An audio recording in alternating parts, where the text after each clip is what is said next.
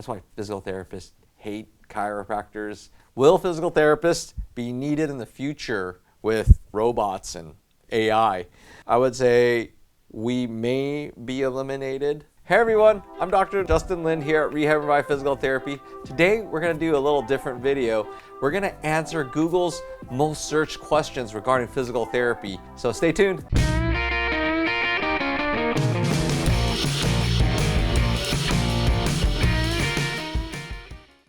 All right, so the first question, how do PTs dress at work? Oh, this is a hot debate, but I can spot a PT for a mile. They generally wear a polo and khakis and a brown belt, brown shoes.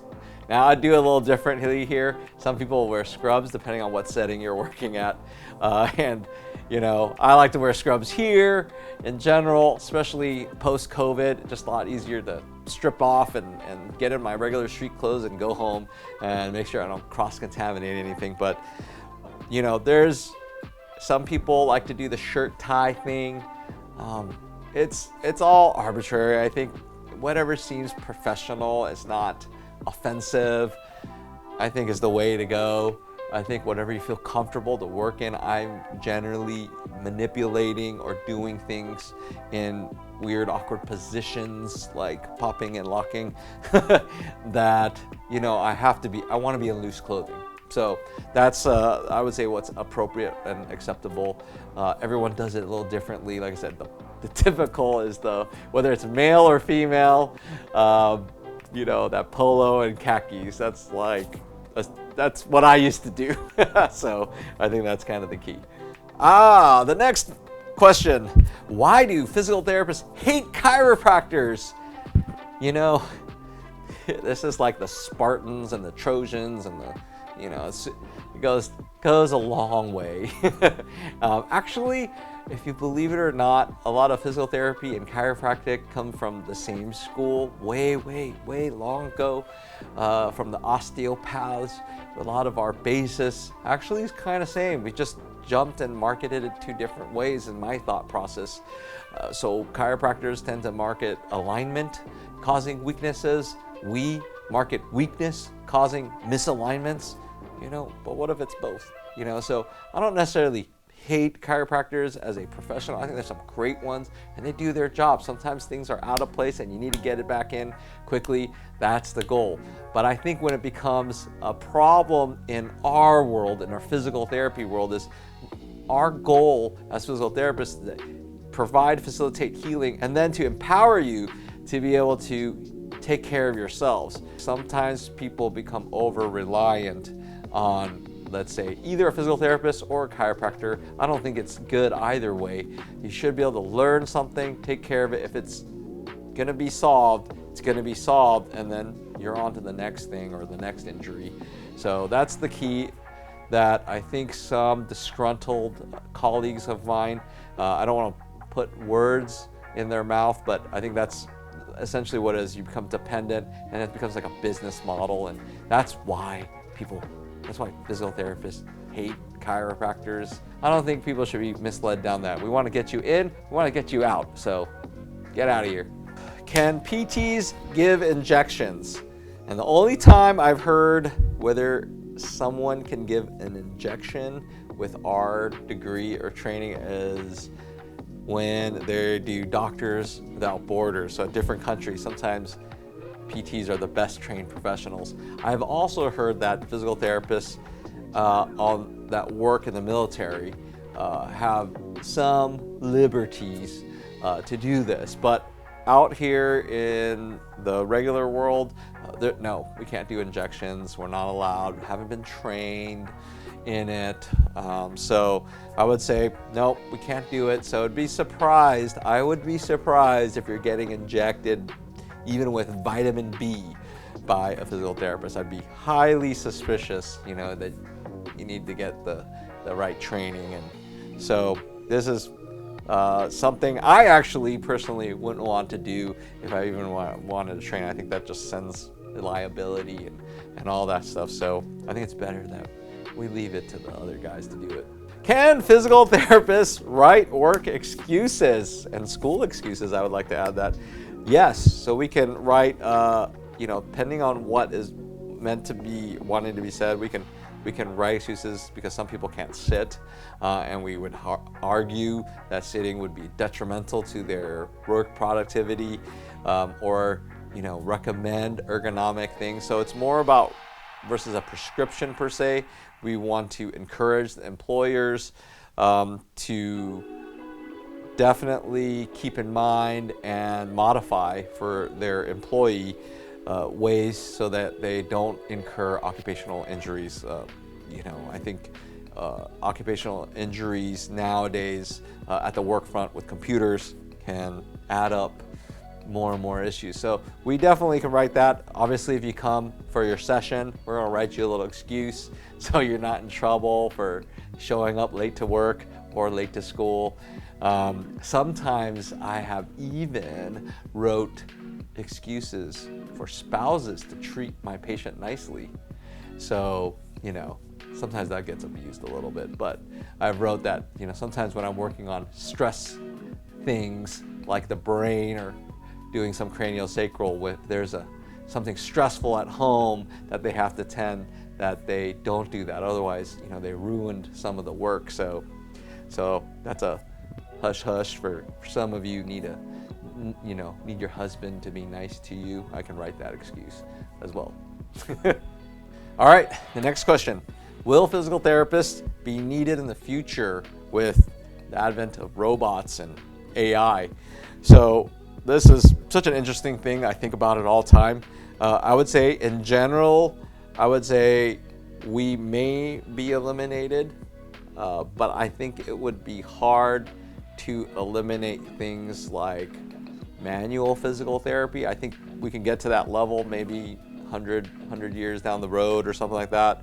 But sometimes I think that human to human connection is going to be the key, and some people want that. Some people may not want that and just need a robot to tell you, certain exercises, watch you walk, and can pick up movement pattern deficiencies, dysfunctions, and then analyze that and then kind of spit out some kind of exercise formula for you to follow to help you and cure you. So I think that's easily replaceable. So I think a lot of the places, unfortunately, some of my colleagues who work in insurance models that are just only giving exercises and not providing other skilled per se benefits, I think we can be replaced. I think we can easily be wiped out.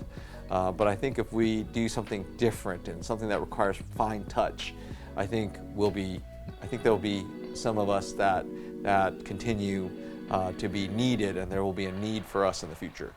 What do physical therapists do in the hospital? Physical therapists in the hospital levels, a lot of it's very basic. It's not just working on pain.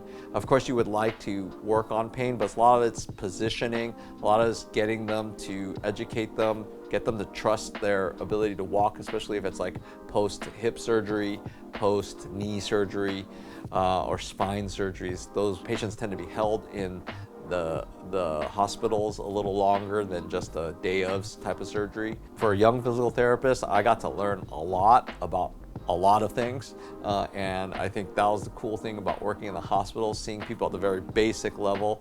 Now, being in the outpatient world, it's taking patients who have either been there or not even there yet, and getting them to prevent from getting to this lower level, or just improving them to get to things like just happy things like golf and being able to drive, being able to bend over. So these are essential. My colleagues in the hospital world, I love them. They do such great work for and service for the community, because we're trying to get people out of the hospital, get them better, get them out, get them educated, and then pass them on to the next colleague that understands how to integrate someone back into society. All right, next question. Is physical therapy supposed to hurt? Now, this is very arbitrary and it really depends on the tolerance of the patients and also the tolerance of the therapists. It has been known here at Rehab and Revive that I can be Dr. Bruce Lee and inflict some bruises to free up adhesions. So I'm not just causing pain to cause pain. It's kind of the symptom or the byproduct of me trying to free up a restriction that's been long there for 5, 10, 15, 20 years. And so some therapists want to err on the nicer side, and that's okay. You know, there's other ways, there's exercises, there's gentler ways. I just think it takes a little longer, and from my experience, that, you know, if I can get in there and grip it and rip it, as John Daly would say, and free it up and improve their mechanics right away, I think we're going to be a lot more effective in that sense. So yes, it can hurt and it can have bruises. They typically should go away. They're not meant to be all disabling, but I think it's part of the process of healing is to kind of push people and improve their function, and whatever it takes to improve their function is going to be my goal. If it includes someone feeling that short-term pain, but they're still walking out feeling better, then that's what we want. Why do physical therapists use ultrasound? And what's an ultrasound? Let's talk about that first. So an ultrasound is a device that uses sound waves or sonic waves to penetrate something a little deeper, maybe 3 centimeters is what I remember or recall from research. I don't use it here personally because I found that there's other ways to get blood flowing to certain areas and remove adhesions or restrictions. Sometimes that's purportedly what ultrasound can do, but this is something easy. It's passive. People like the heat. Sometimes they like the gel, and it just gets all over the place. And you know, there's no reason not to do it. I think unless you jack it up to the very high one, where actually they made us do that in PT school, where they used that device and they penetrated to the bone, and the sound waves started hitting our bone, and it felt like we got kicked in the shins a good amount. And you can actually, if you do it too long, you can burn yourself. So that's something to be cautious about. But this is, I think, you know, I don't have a pro or against. I don't use it here personally, but I think this is something that if it's around, use it. There's some interesting stuff. You can pass it on to interns, and you know, and then you know, you get paid for it. So yeah, that's why it's around in a lot of physical therapy clinics. They can pass it around to someone else, and I can go do something else. But you know, unless you work at a one-on-one clinic like ours. The next question: why do physical therapists use tape? So physical therapists use tape as a facilitating aspect, and we've done tons of videos about it regarding usage of tape, whether it's to facilitate motion, to stabilize something, to you know, even build some chance of healing for certain tendons that have been torn or something like that. So that's a great use of tape. We love using tape because, you know, it's something that will last long after the treatment, we hope. A lot of times it can last for 2 to 3 days. So using tape is going to be really key, instrumental in part of our healing. And I love using it for those who have ankle sprains and torn muscles. I love using our McConnell tape. So yeah, you know, we've talked about this before, these different tapes, what's up with these different tapes. And so that's really key. But yeah, we love, as physical therapists, using tapes. It's one of the basic things we start learning in school, and that's going to be one of the keys to healing. Is it the only way, or is this the only modality we should use in physical therapy? No, I think this just aids in our rehab for a lot of you. Next question: why do physical therapists need doctorates? So there was a pact, I don't know, sometime long ago when I was in college, 1990s, that the American Physical Therapy Association made a vision for 2020 that all our colleges give 3 4-year doctorate level work to our students. And it just raises the bar of accountability. I think it's important that we all, as a profession, become doctorates, but there's some physical therapists that are pre-2000s that don't have doctorates, and that's okay. You know, they're great experiences. I don't think it makes anyone superior. It's what you do after school. Getting your doctorate is just the beginning. It's just the first chapter. And what my mentors and I totally agree on is that, you know, it just gives you the license to practice. It doesn't mean that you're going to be a great practitioner, whether you're a doctor or not a doctor, 20 years experience or 1 year experience. It's what you do after, all that continuing education, all the stuff we want to make our community safe and our patients safe, all that extra work we put in. It's just the beginning. That's all it means. We just got the license and we got the degree to start the very beginning of our journey as healers, as practitioners. So I think the doctorate is a necessary level. We learn a bunch of different things like understanding x-rays, understanding pharmaceuticals, how that works with our population. So I think that just raises the bar of our accountability and gives us something to be proud of. You know, I'm totally proud of having my doctorate in physical therapy, and I wouldn't have this platform to air, I think, without some level of authority of my education and what I put in for my education. So yeah, I think it's important. Aha! The next question, why do physical therapists call themselves doctors?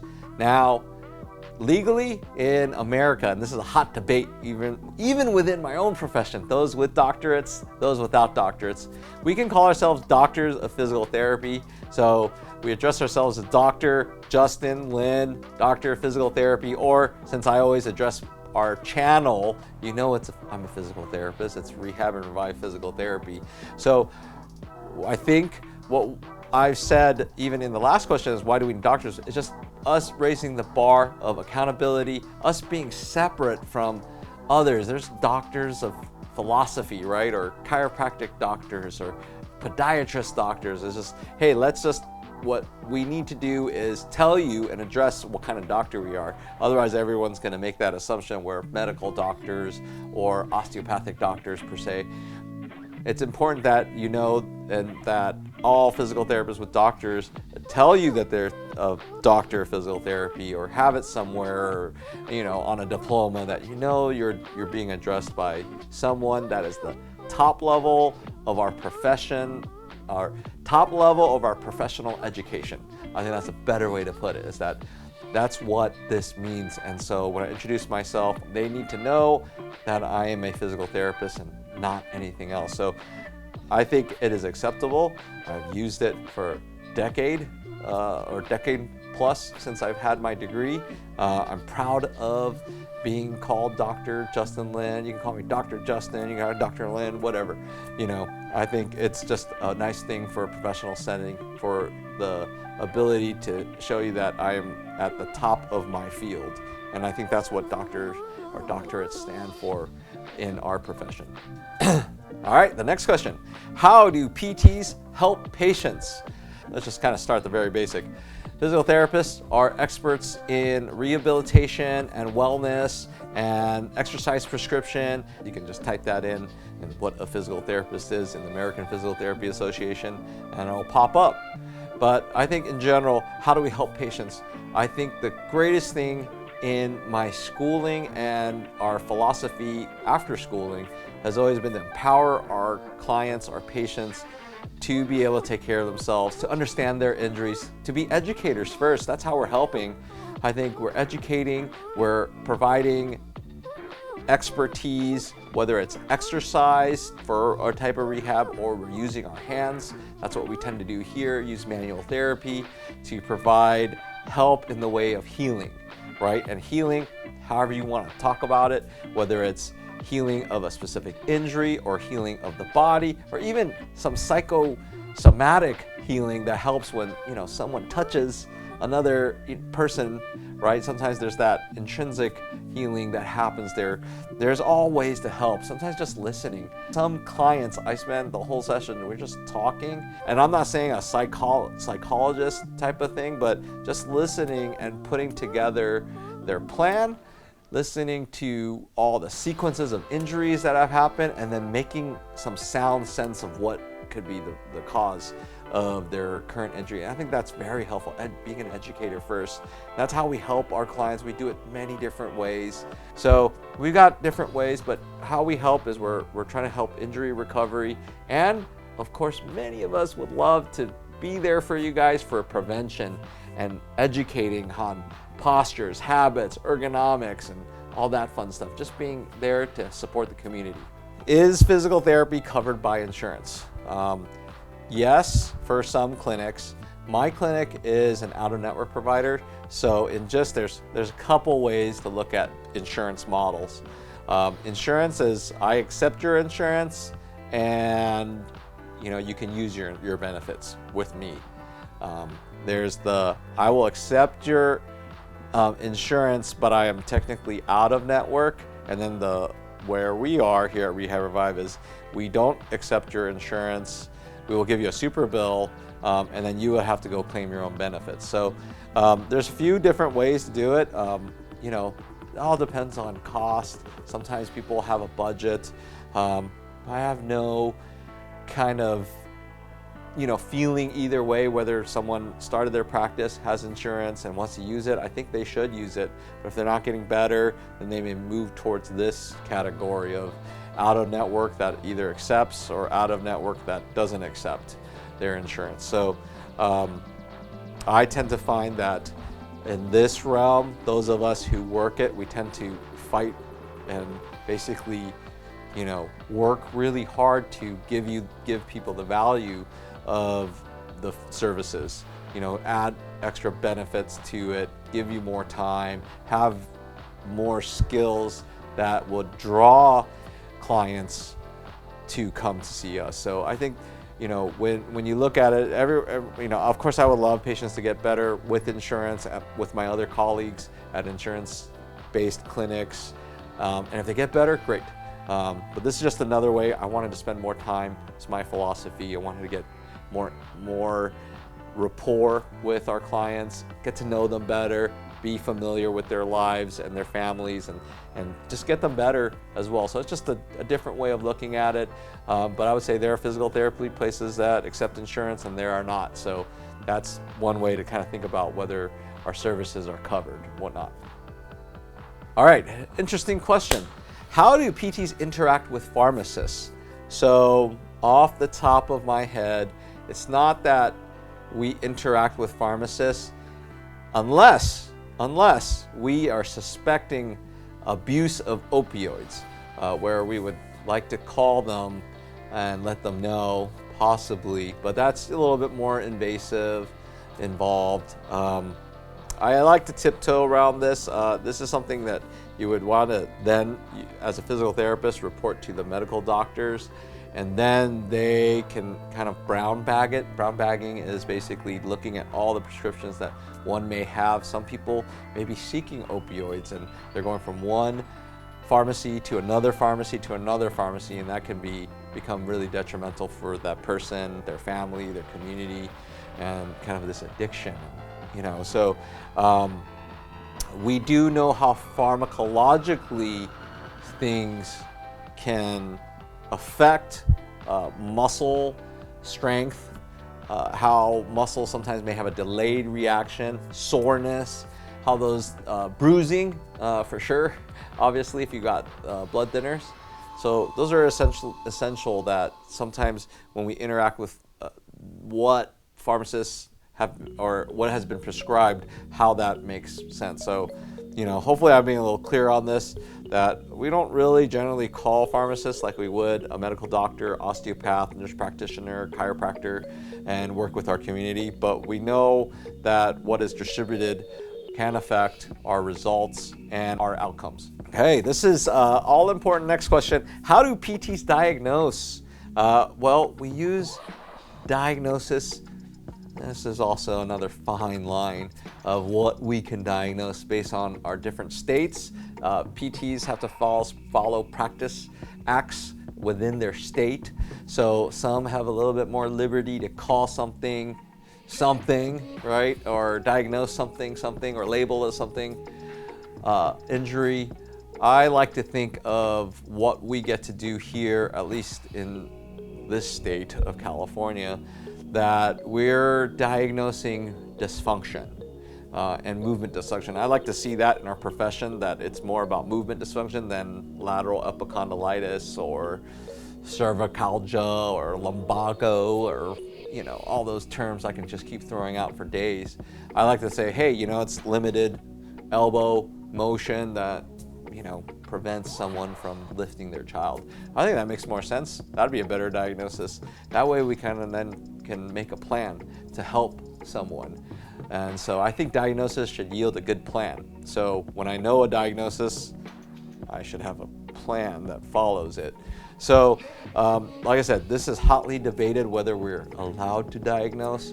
I would say clinically, we're allowed to use a clinical presentation to diagnose. So generally I would do my objective tests, and to play on the safe side, it's that I am saying that all the symptoms resemble lateral epicondylitis. So, that's kind of how we get to dance around certain things in our profession. But we leave the big dogs, osteopaths, nurse practitioners, MDs to do the diagnosing, the official diagnosis. But we'll take an official diagnosis if I got a prescription or it shows up on a radiology report. I just use that as well. So I'm happy to do that, but really in my mind, when I'm evaluating and checking out new patients, I'm looking at what their dysfunction is, how it becomes a cause and effect. And that will yield a better plan, and that makes us more effective as PTs, as a profession. So I hope we move that direction. I've seen this debate go on for years. If this is my way to push the profession forward, I'd like to see that in the future.